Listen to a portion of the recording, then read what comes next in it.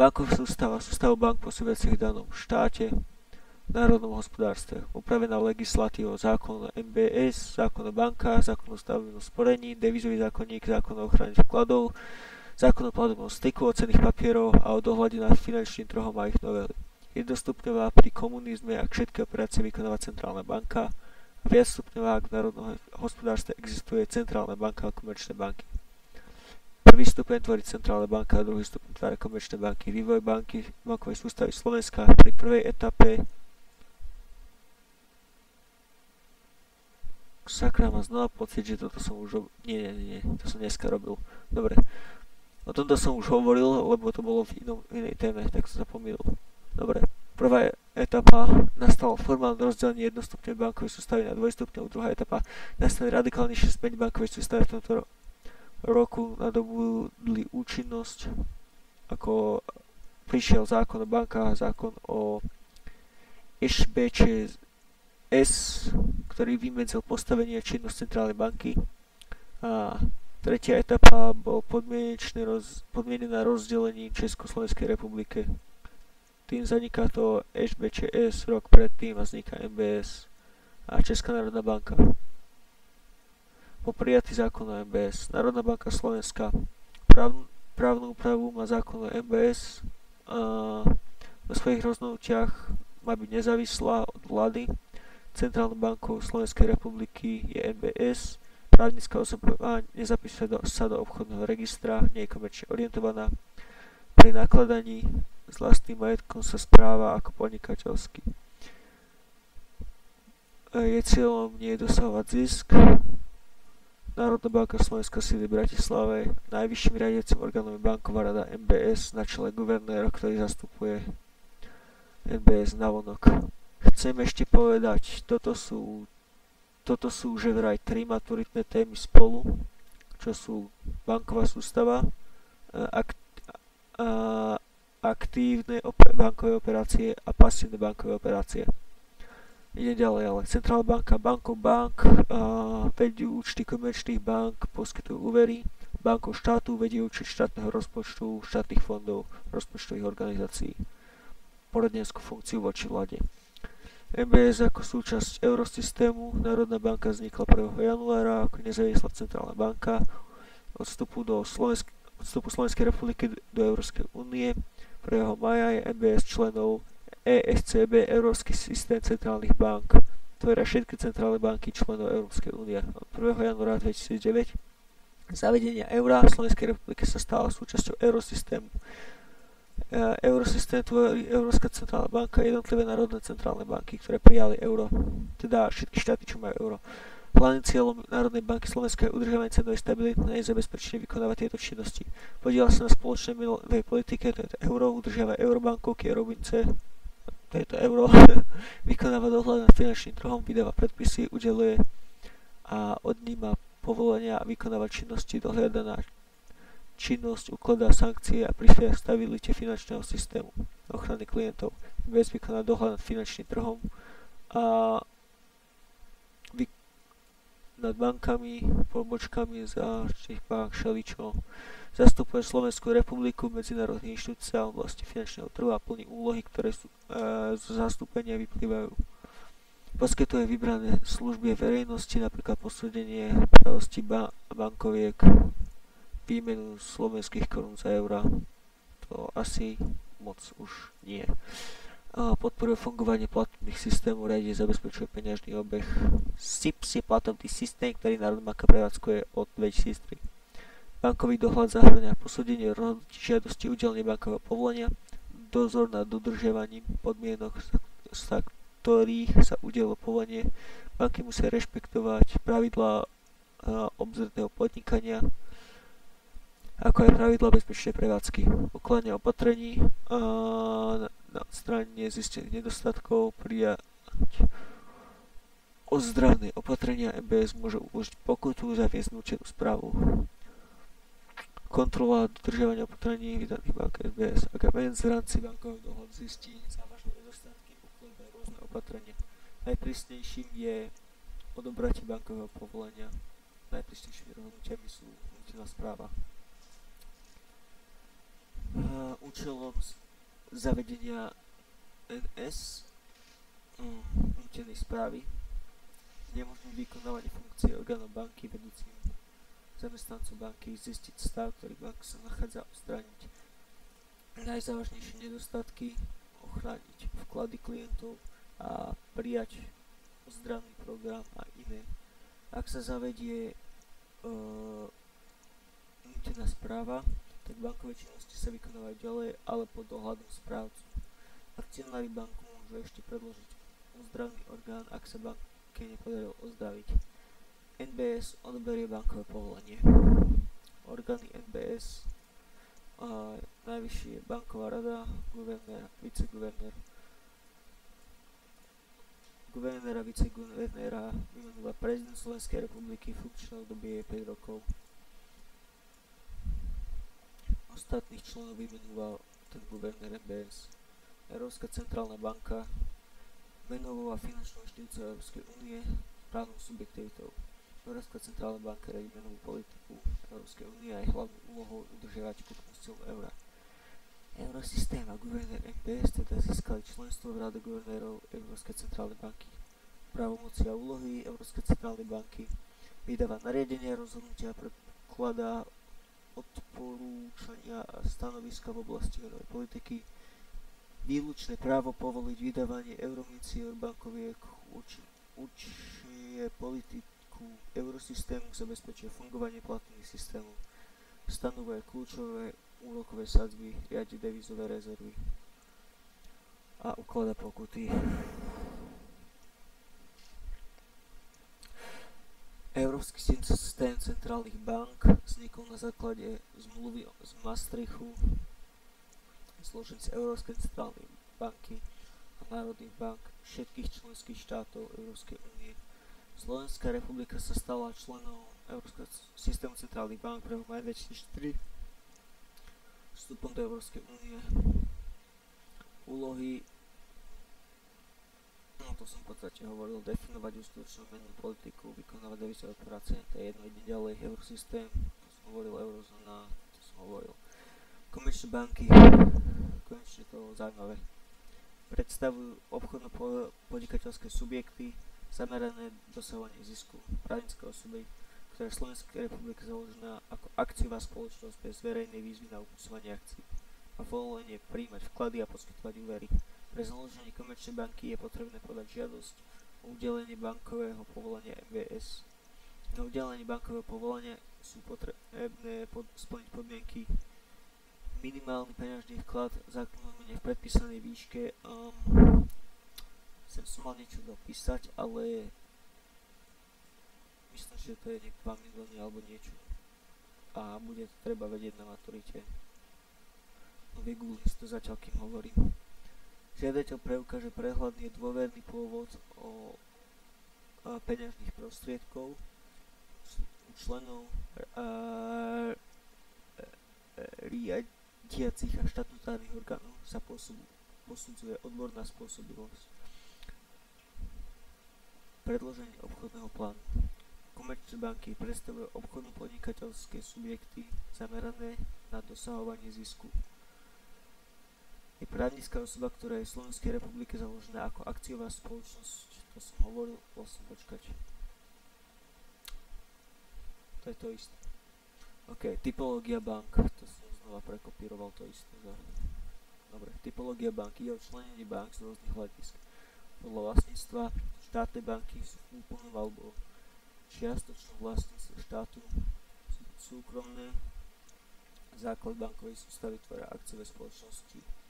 Tu aj medzinárodné banky a zmiešané. Neviem, čo to je zmiešané. Podľa zamerania činnosti univerzálne banky vykonávajú všetky druhy bankových operácií a špecializované, napríklad Prvá slovenská stavebná sporiteľňa. Podľa pôvodu kapitálu sú banky domáce a banky zahraničné. Podľa veľkosti klientov sú maloobchodné banky, také retailové, veľkoobchodné, wholesaleové, orientujú sa na väčších klientov. Organizácia a riadenie komerčnej banky. Každá banka musí mať štatutárny orgán, čiže predstavenstvo a dozornú radu ako každá akciová spoločnosť. Organizačnú štruktúru banky zahŕňa viacero organizačných útvarov. Riadiaci útvar, čo je ústredie, centrála, tá udáva hlavnú stratégiu a obchodnú politiku. Výkonné útvary realizujú väčšinu obchodov s zákazníkmi, hlavná pobočka, osobitné organizačné útvary, zastúpenia inštitúty bankového vzdelania, druhých bankových produktov, obchodov podľa účelu, ktorý ich plní produkt. Tieto bankové produkty sú príjmanie vkladov, poskytovanie úverov, pokonečná operácia, platobný styk, financovanie zahraničného obchodu, emisia cenných papierov, poradenské služby, ostatné služby, investičné bankovníctva a prenajímanie bezpečnostných schránok. Druhý bankových obchodov sú pasívne operácie a aktívne operácie a neutrálne sprostredkovacia.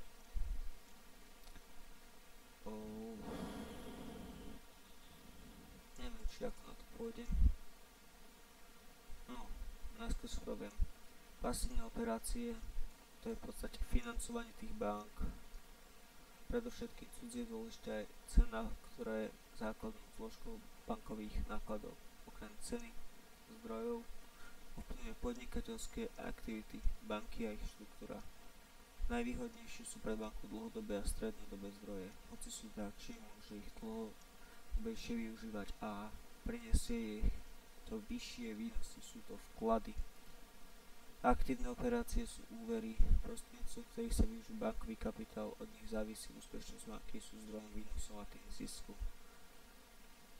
Úverové operácie to sú teda aktívne bankové operácie. Tieto operácie patria k základným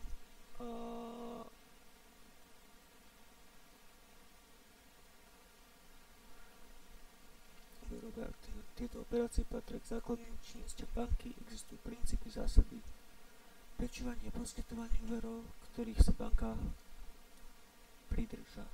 Princíp zmluvnosti, úver poskytne banka na základe písomnej zmluvy o úvere, princíp terminovanosti.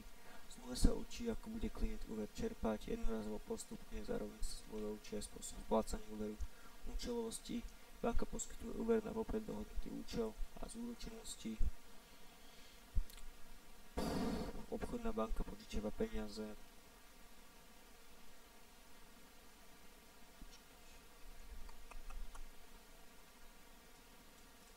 Proste úrok.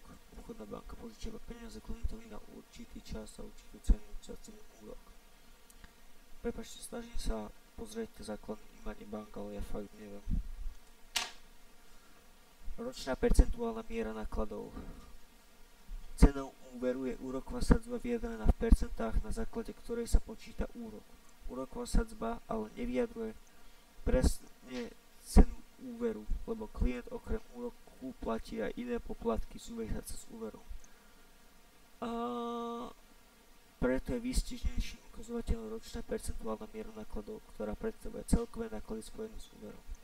To číslo vyjadruje v percentách, ktoré spotrebiteľovi umožňuje jednoduché porovnanie spotrebiteľských úverov a požičiek. Najvýhodnejšie potom úver, ktorý má najnižšiu RPMN ročnú percentuálnu nákladov. Princíp návratnosti. Pred samotným poskytnutím úveru musí klient preukázať návratnosť, teda schopnosť splácať úver. Prípadne si banka pozrie bonitu klienta. Pri hodnotení klientov môže banka využiť úverový register, zjednodušený názov je spoločný register bankových informácií. Tam sú uvedované všetky bankové úvery, požičky, leasingy, nebankové spoločnosti a zase evidované v nebankovom registri klientských informácií. V týchto registroch je evidovaný každý dlžník, spoludlžník alebo ručiteľ. Princíp zabezpečenia a zaručenia. V závislosti od miery rizik pre návratnosti úveru požaduje banka aj zaručenie za úver. Úver môže byť zabezpečený záložným právom na nehnuteľnosť, hnuteľnú vec, určenie tretiou osobou, keď banka overia sleduje bonitu určiteľa, založenie pohľadávky, postúpenie pohľadávky, čo je cesia, vinkulácia vkladu, viazanie vkladu alebo životného poistenia. Postup pri poskytnutovaní úveru. Rokovanie s klientom, vstupný pohovor, predloženie žiadosti úveru, to je 1, to je 2, to sa neočíslovalo.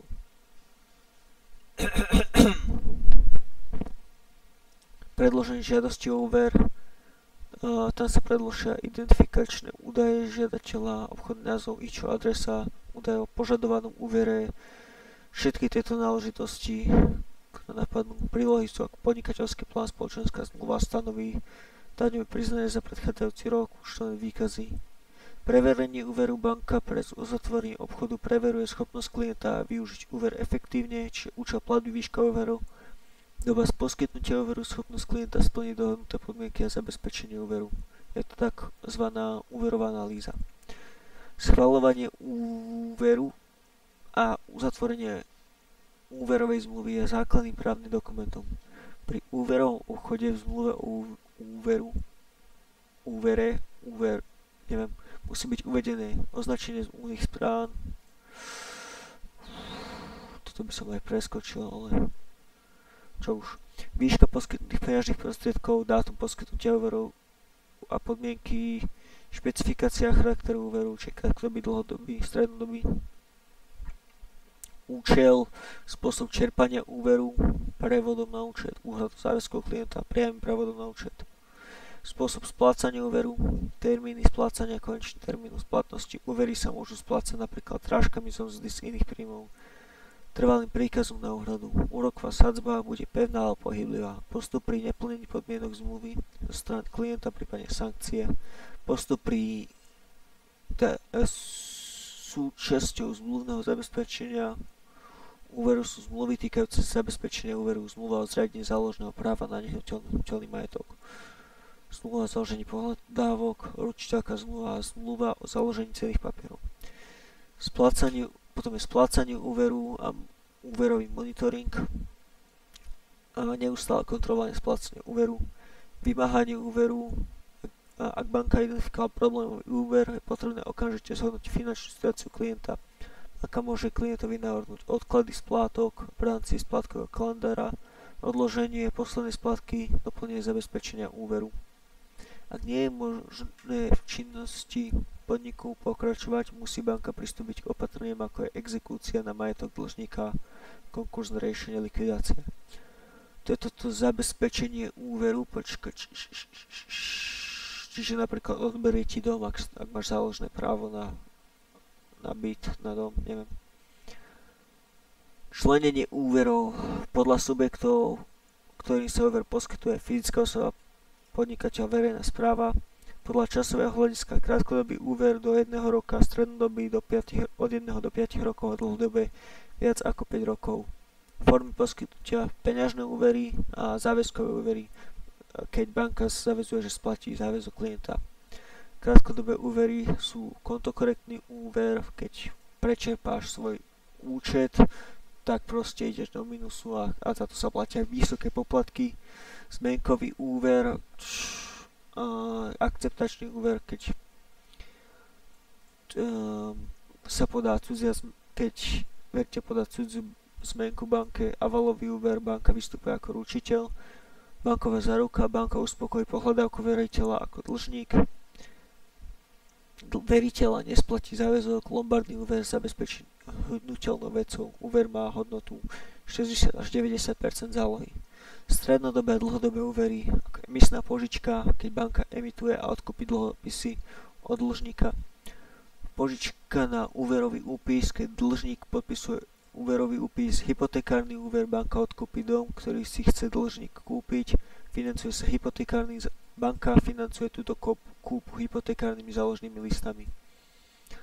A potom dlžník spláca hypotéku. Komunálny úver zabezpečuje záložným právom k nehnuteľnosti majetku obce, spotrebný úver na financovanie predmetov dlhodobej spotreby.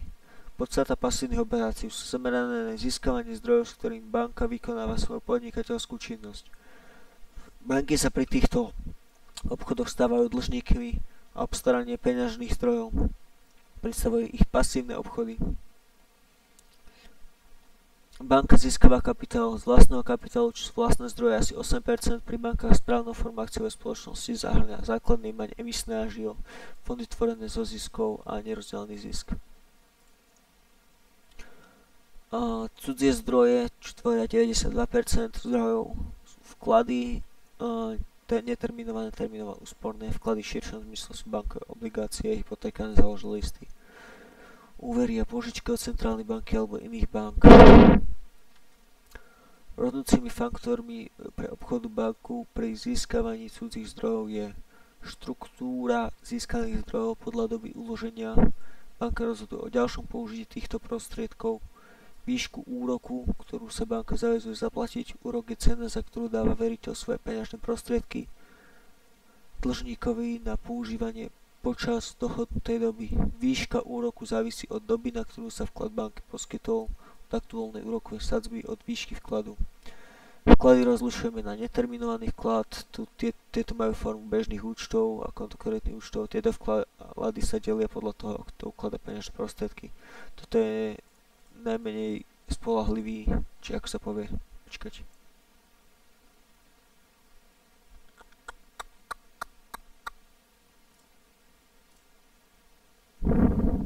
Ktorá to bola téma? Počkať, 18. Tak.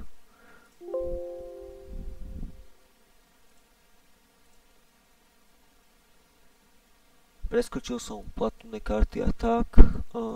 O tom som hovoril v platobnom styku. Ešte som preskočil aj druhý elektronického bankovníctva, to je tiež v platobnom styku. Chcel som povedať terminované vklady, ktoré klient ukladá v banke, bežný účet. Tieto vklady sú pre banku pomerne stabilným peňažným zdrojom. Majú formu na pevnú lehotu. Počkaj, toto mám napísané lepšie. Vklady na pevnú lehotu, zdohnutý termín splatnosti, výpovednú lehotu, disponovanie je tu obmedzené na vopred dohodnutý výpovednú lehotu a kombináciu klient môže vybrať vklad najskôr o rok, ale musí výber označiť 30 dní pred splatnosťou. Počkať.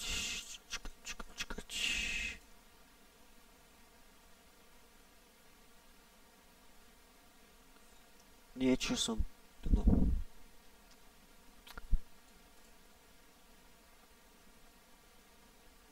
Tu no. Neterminované vklady. Vklady na požiadanie sú to vklady klientov v bankách, kedykoľvek splatné, bez výpovednej lehoty, bežné účty, úroková sadzba je nízka, zostatok na účte sa udržuje v určitej výšky. Je to najmenej stabilný zdroj likvidity, bežné účty a kontokorektné účty. Kontokorektné účty je typ úveru, takže toto je aj pasívna operácia a aktívna operácia. Idem ďalej na terminované vklady, to som povedal teraz, úsporné vklady, uložené na úsporných vkladoch, účtoch uložené v banke na dlhšiu dobu. Je to stabilný zdroj likvidity, úrokové sadzby sú vyššie v porovnaní s vkladmi na požiadanie.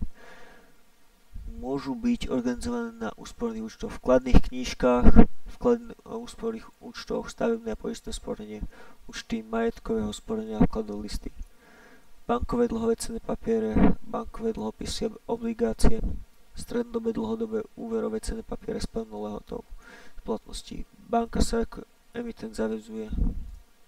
Špeciálny druh dlhopisu je hypotekárny záložný list, o tom som hovoril. Depozitné zmenky banka vystaví v prospech klienta vlastnú zmenku. Úvery od ostatných bank, prípadne centrálnej banky.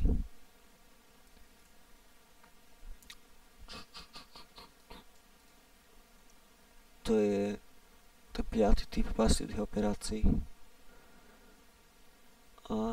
Nákup úverov vkladuje jedna banky, motivovaný dvom dôvodmi.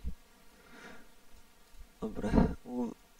Nákup úverov a vkladov jednej banky od druhej je motivovaný dvomi dôvodmi. Snahou zvýšiť úverové zdroje, poskytnúť tak viac úverov a vyhovieť požiadavok klientov.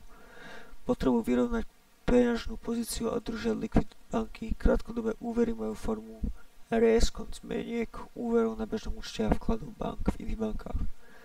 Fond ochrany vkladov, vklady vkladateľov sú garantované štátom prostredníctvom zákona o ochrane vkladov.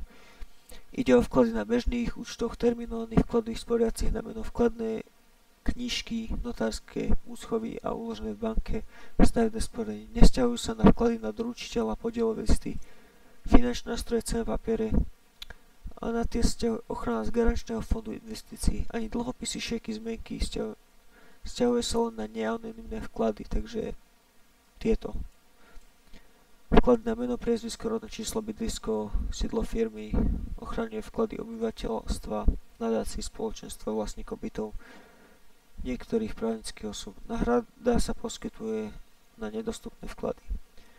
Bankové rizika.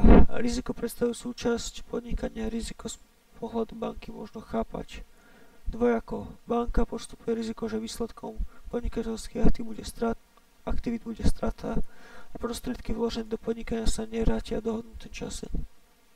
Môže sa to členiť na externé, vznikajú nezávisle od bankovej činnosti, to sú také politické, o politickú nestabilitu, teritoriálne, súvisia s politickým, vplyv na spôsob uskutočňovania zahraničného obchodných stykov s určovaním krajiny v dôsledku vojny alebo embarga, menové, príjmanie menových opatrení, veľký vplyv na menové riziko a inflácia, kurzové súvisí s menovým rizikom, prejavuje sa vo vzťahu k zahraničným menám.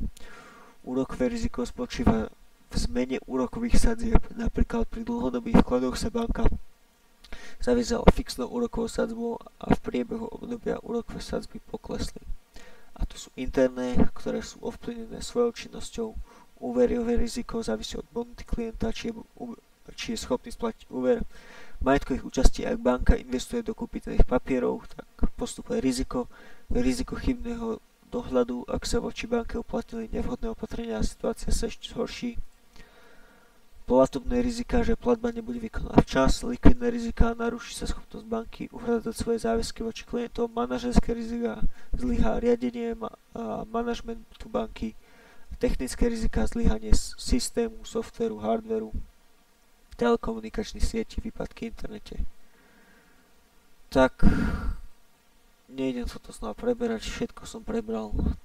Je to pravda. Ďakujem.